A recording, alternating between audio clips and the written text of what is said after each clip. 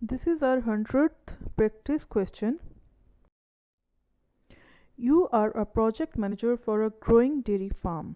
It offers organic dairy products originally and is expanding its operations to the West Coast. It's the process of purchasing and leasing dairy farm to get operations underway.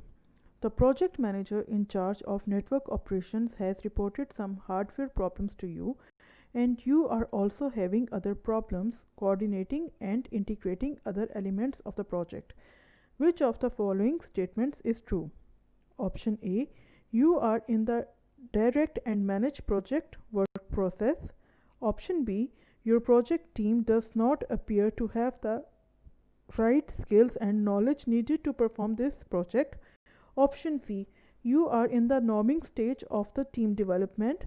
Or option D: your project team could benefit from some team building exercises. And the correct answer is option A: you are in the direct and manage project work process. The most difficult aspect of the direct and manage project work process is coordinating and integrating all the project elements. The clue to this question is in the next to last sentence. Please subscribe to the channel. Thank you so much for listening.